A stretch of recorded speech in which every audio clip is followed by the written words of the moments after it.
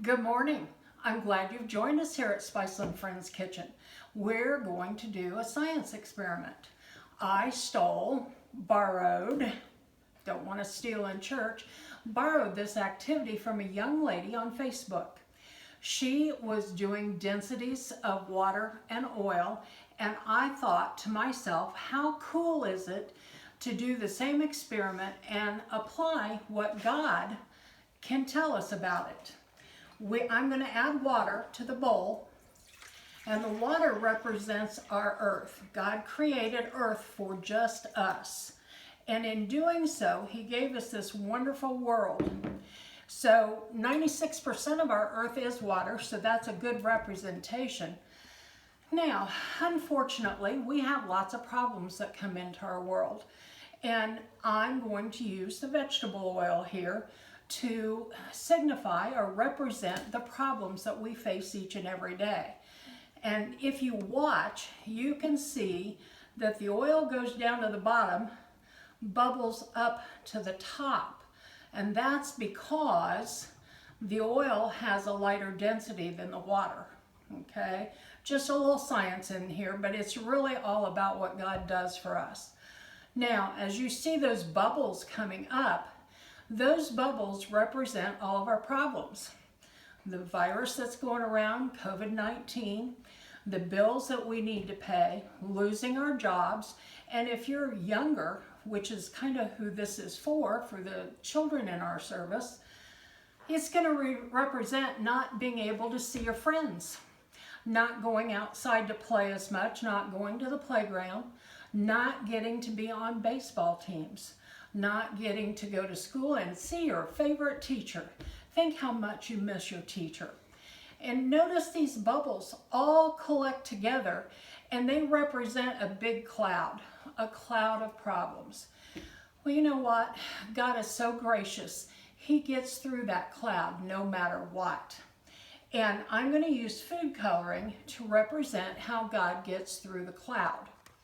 He gets through the cloud, and the very first thing he did, well, not the first thing, he created the earth first, but later on, he sent his son Jesus. I'm going to use red food coloring, 1 drop, to represent Jesus.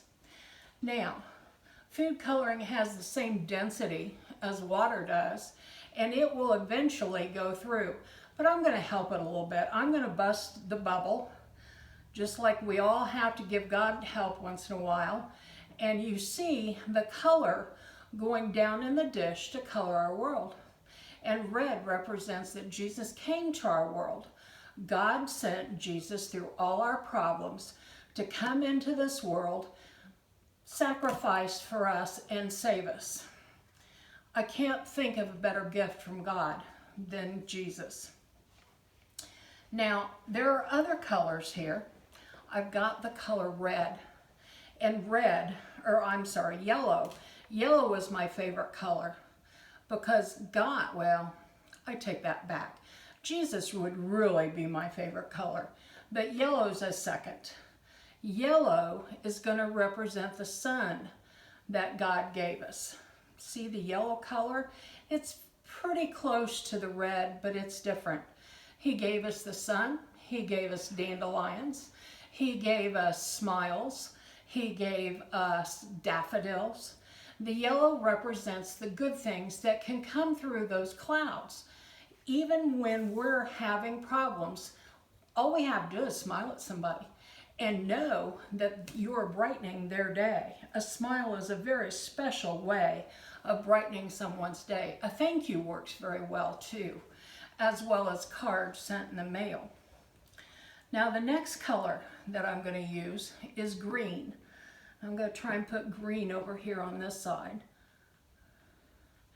And green is going to represent all the things that are growing right now. Grass is growing, leaves are growing, and I am in great hope that you're growing in relationship with your parents and the people that you're staying home with, and strengthening that relationship.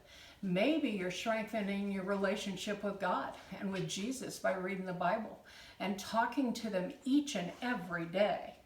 Green represents growth, and we need this time of staying at home to grow. Just like God sends the spring, we need to grow as well.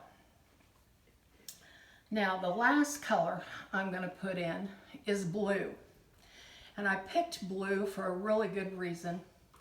Blue represents the sky. It represents the ocean. And both the sky and the ocean seem limitless. And there are so many things that it's almost limitless that we can do to color somebody's world during this difficult time. As a child, you could offer to do the dishes. I know that might not be something you want to do, but you could do that. You could cut the grass. You could do your chores without asking. There's so many things that you can do. You can play with your cats and dogs and brush them and give them a bath. You can leave a surprise on the porch for your next door neighbor. You can wave hello. Be out on your porch, be in your backyard. Wave hello to somebody and smile real big, and it's gonna make their day. A friend of mine called me the other day, and I hadn't heard from her in months, and it really made my day. Call your grandma, call your aunt. Call them, tell them how much you miss them and how much you love them. But whatever you do, you've got to recognize that these are all gifts from God, and you have to help God deliver those gifts.